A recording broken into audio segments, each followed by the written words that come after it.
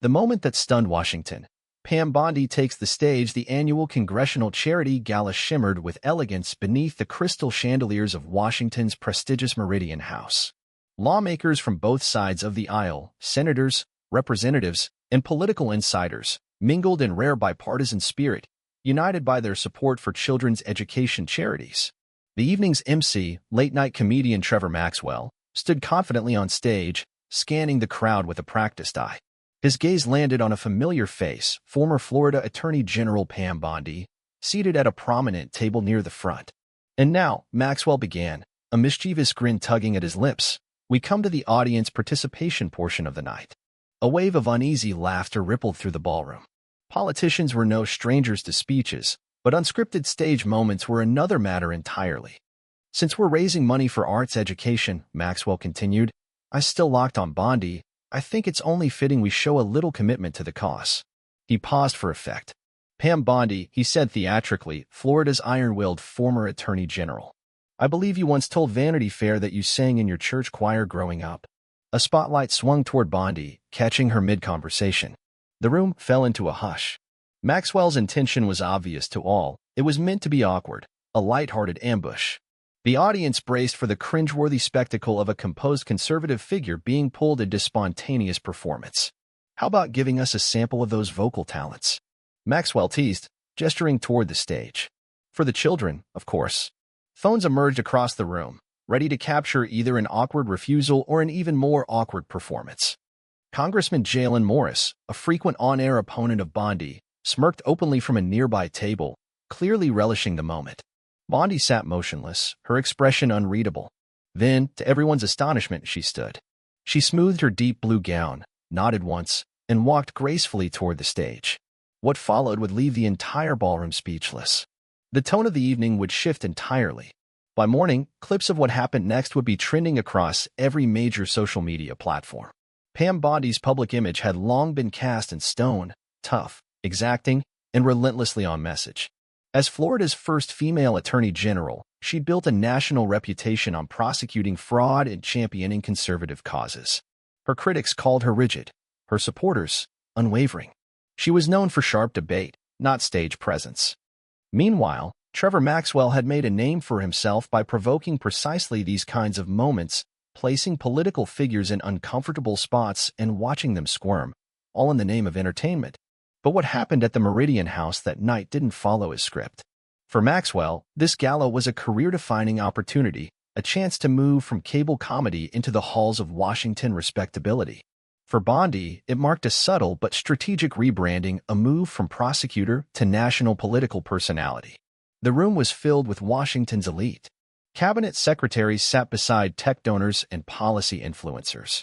Progressive stars like Representative Corey Williams mingled with conservative icons like Senator Michael Hanford. Every eye in the room was trained on Bondi, waiting to see how she would respond. At one corner table, Congressman Jalen Morris leaned forward, intrigued.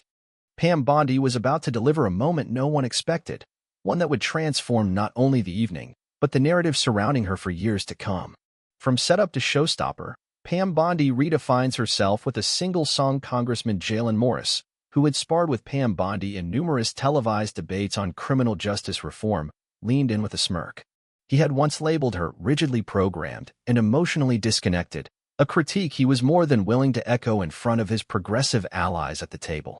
As the spotlight caught Bondi on her way to the stage, those around Morris anticipated a moment ripe for ridicule, something they could share later with snide commentary and viral potential. On the other side of the ballroom, Senator Rebecca Karnes watched with a very different emotion concern. A longtime ally of Bondi, she understood how dangerous unscripted moments could be in the optics-driven world of politics.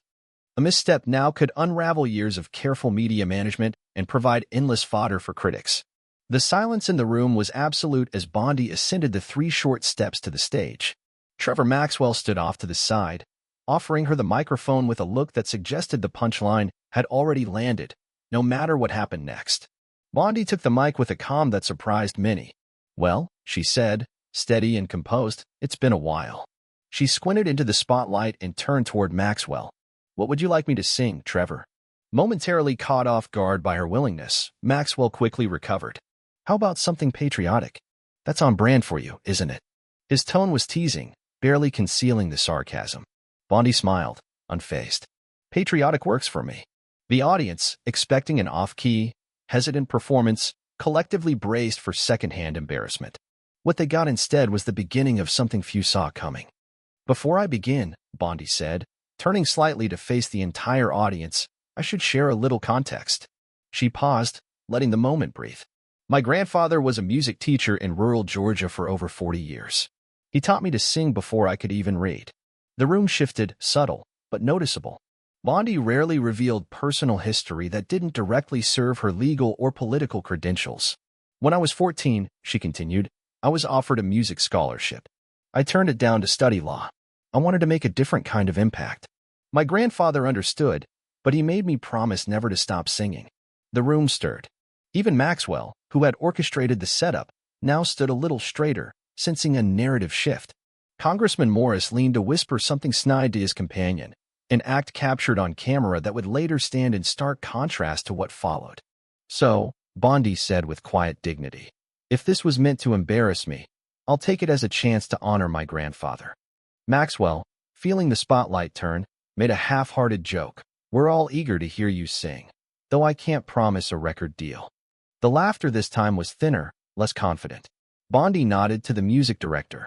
"I'll sing America the Beautiful, but the original version, the one Catherine Lee Bates wrote."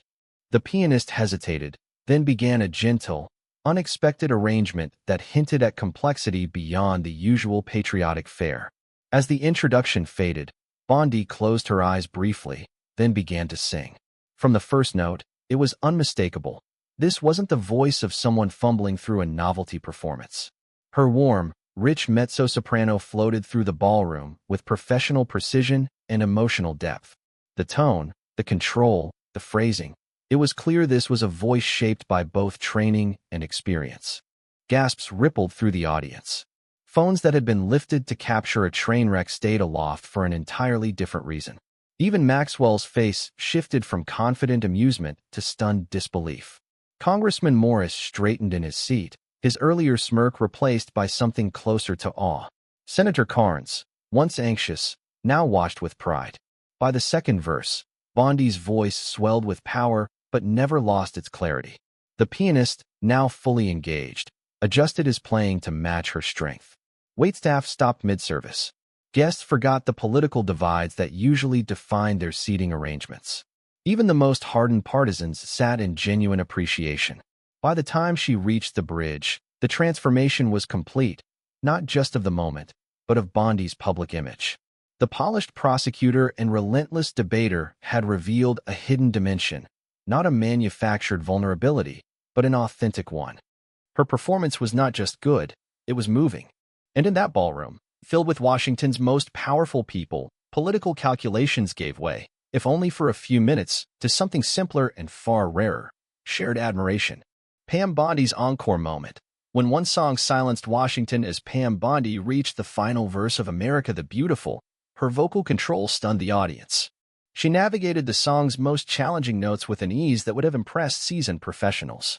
The pianist, fully invested now, accompanied her with a complexity and grace that matched the moment. As she held the final note, steady, clear, unwavering, then released it with a softness that lingered in the air, the entire room froze. No one moved. No one clapped. For a full beat, it was as if the entire ballroom dared not interrupt the silence that followed something so unexpectedly profound. Trevor Maxwell, the evening's host and instigator of the performance, stood to the side, his confident smirk gone. The joke had taken a dramatic turn, and he knew it. Then, like a dam breaking, applause exploded through the ballroom. Not the polite, performative clapping that often accompanied political galas, but real, thunderous, emotional appreciation. Representative Anachin, a progressive Democrat known for her fierce opposition to Bondi's policies, was the first to rise. One by one, others joined until the entire room was on its feet in a roaring ovation. Cheers followed. Some even called for an encore. Bondi remained at center stage, caught in a rare moment of vulnerability. Her eyes shimmered, and a genuine smile broke through her usual polished demeanor.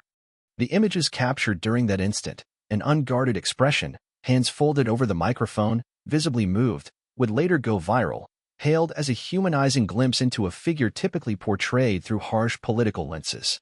Maxwell attempted to step back into his role, reaching for the mic, but the audience wasn't ready to move on. Applause continued, waving him off with its sheer momentum. For once, the quick-tongued comedian had nothing clever to say. He had sparked a moment that no longer belonged to him. Across the room, Congressman Jalen Morris, Bondi's frequent critic, was on his feet, clapping. His earlier smirk had vanished, replaced by an expression of genuine respect. The cameras caught it all, and the resulting photo, Bondi mid-bow, Morris applauding in the background, became one of the most widely shared images of the night. Commentators quickly labeled it as a rare instance when art transcended ideology. Senator Rebecca Carnes, tears in her eyes, made her way toward the stage. "I've known Pam for 15 years, she later told reporters, and I had absolutely no idea she could sing like that. None of us did." When the applause finally softened, Bondi spoke again. This time, her voice held a warmth and candor rarely heard in political speeches.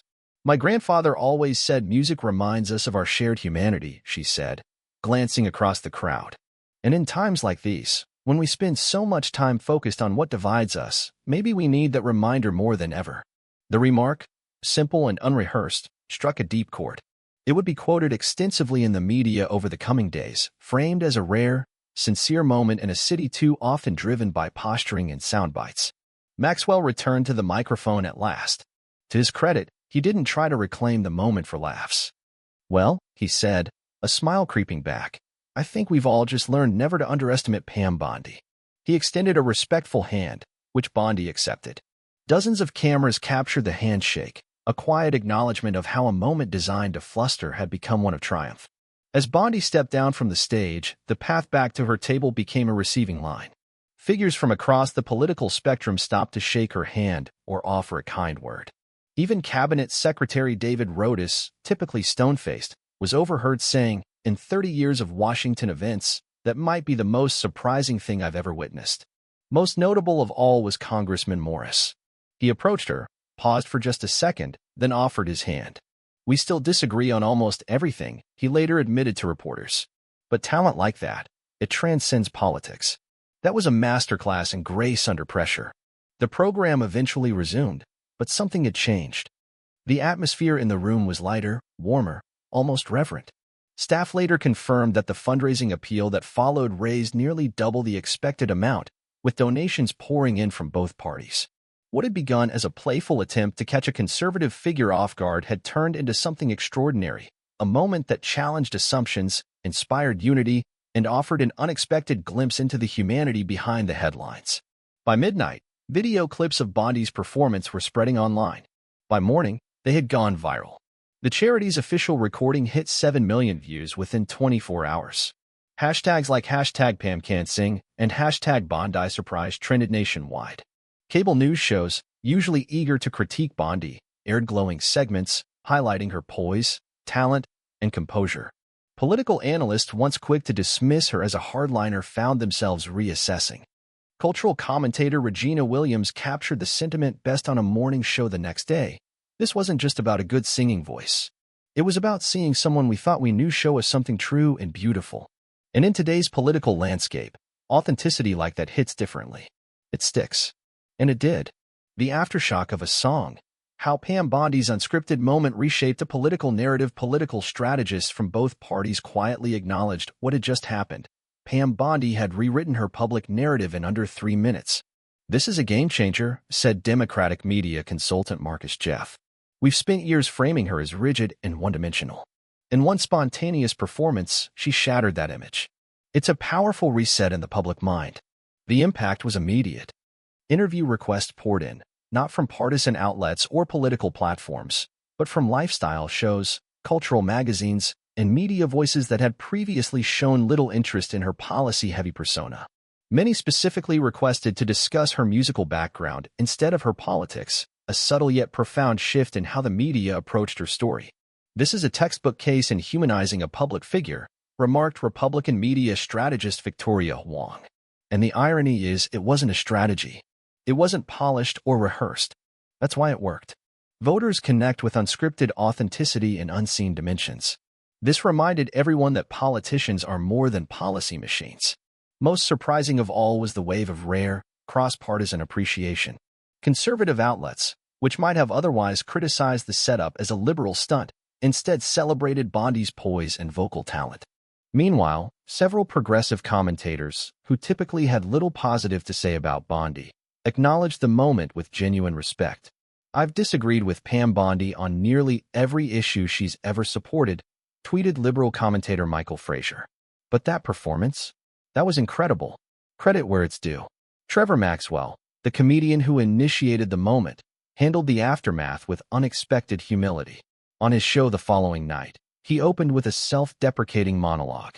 "I tried to embarrass a conservative politician," he admitted, "and ended up giving her the spotlight to showcase more talent in 3 minutes than I've shown in my entire career.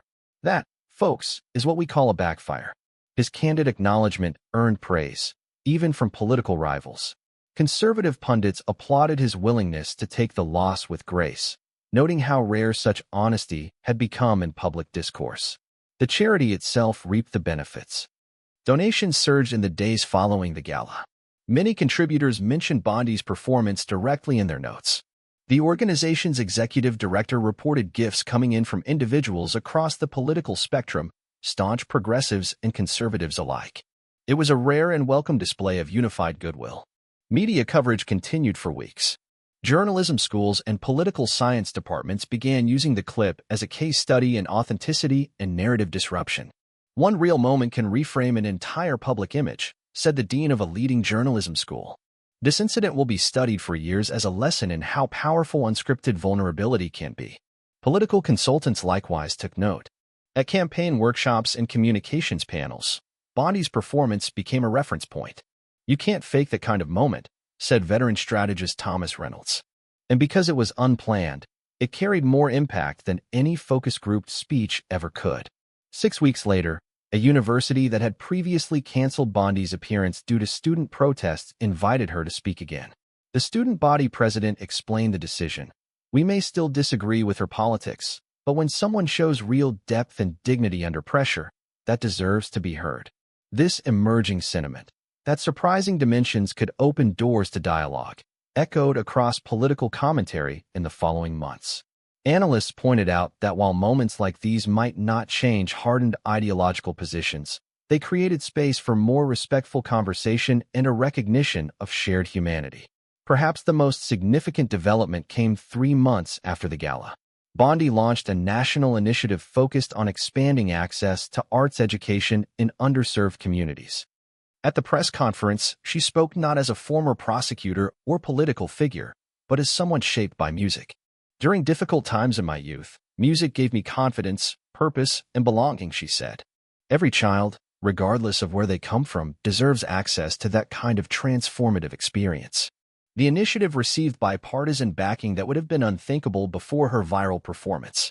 Progressive leaders who had once been vocal critics joined the advisory board, citing Bondi's evident sincerity and passion as reasons to collaborate.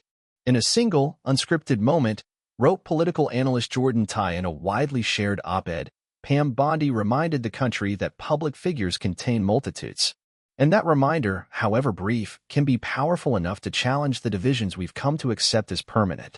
For many Americans, across political lines, the incident served as a rare example of what happens when authenticity rises above rhetoric.